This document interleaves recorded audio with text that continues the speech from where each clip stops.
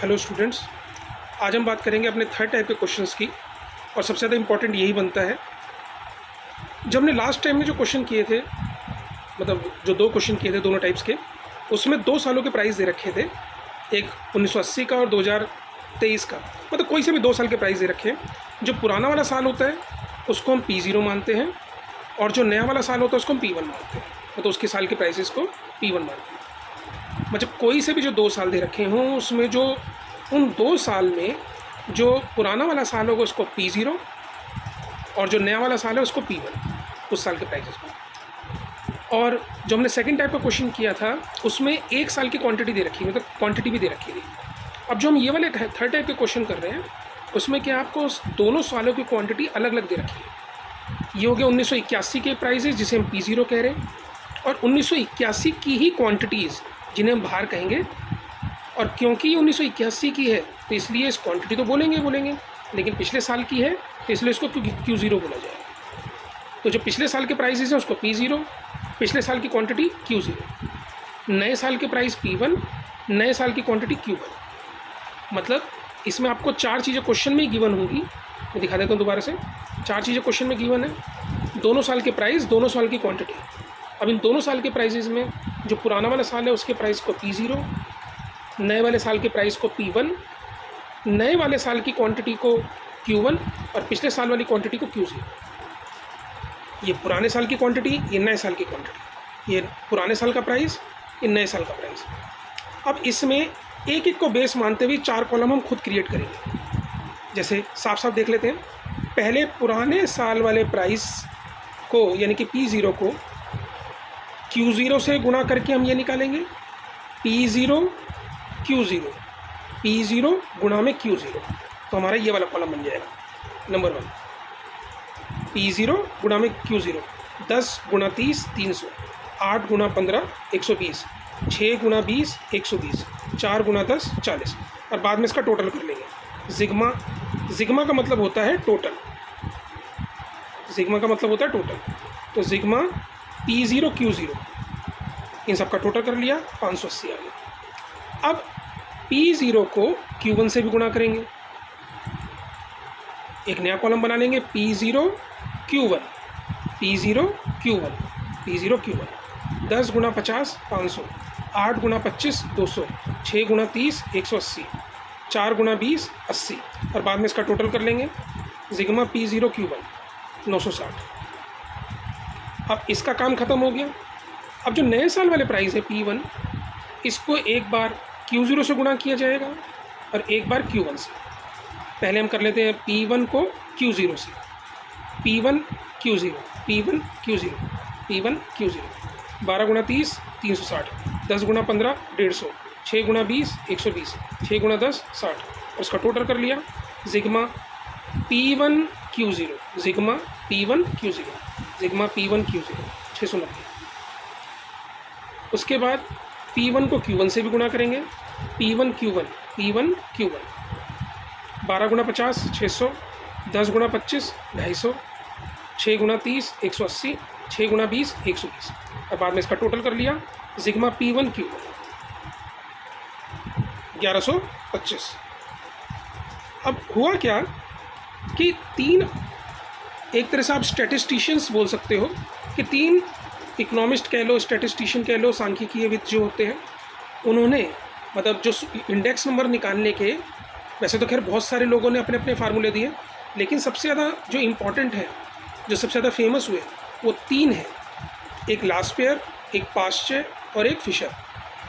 तो लास्पेयर जो भाई साहब थे, उन्होंने अपने सूचकांक निकालने का फार्मूला बताया था, ये रहा लास्पेयर का सूचकांक का फार्मूला, सूत्र। जिग्मा P1 Q0 divided by जिग्मा P0 Q0 गुणा में 100।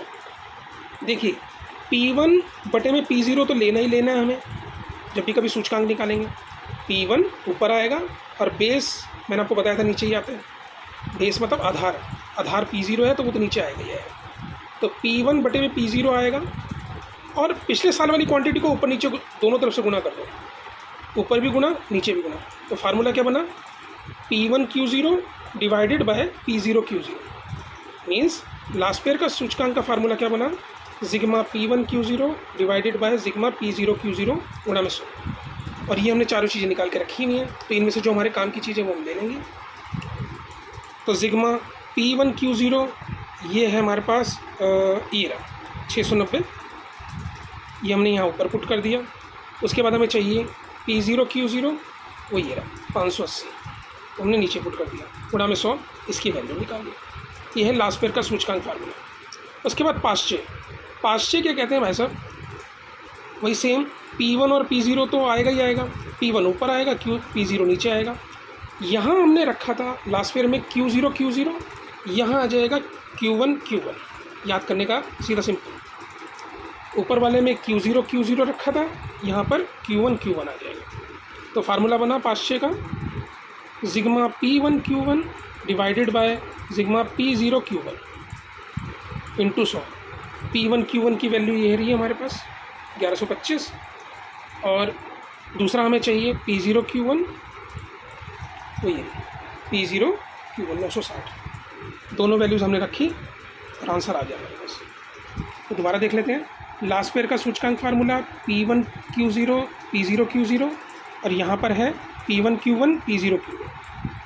अब जो फिशर है उसके बारे में पहले से मैं बता दूं, उसको आइडियल इंडेक्स नंबर भी बोलते हैं, और सबसे ज़्यादा इंपॉर्टेंट भी वो रहता है इन तीनों में। लेकिन वैसे तीनों ही फार्मूले में याद करने हैं, लास्ट पेयर का भी, पाश्चय का भी और फिशर का भी।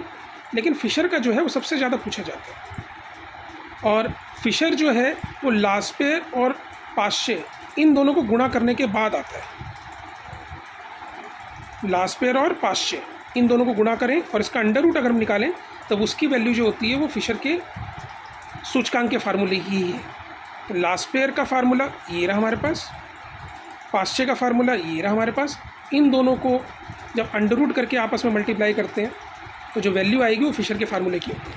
तो देखते हैं हम यहाँ पर, ये तो फिशर का फार्मूला ये हमने पहले पूरा अंडर रूट ले लिया। ये अगर आप ध्यान से देखो तो ये लास्ट पेयर का फार्मूला ही है। P1 और P0 तो आते ही आते हैं। Q0 इसमें जो लास्ट पेयर ने दोनों सालों के प्राइस को बेस ईयर वाली क्वांटिटी से गुणा किया था, पिछले साल वाली क्वांटिटी से गुणा करने के बाद अपने सूचकांक को निकाला था। जबकि जो पाश्चय था उसने दोनों सालों के प्राइस को करंट ईयर वाली क्वांटिटी से गुणा करके अपने सूचकांक का आंसर निकाला था।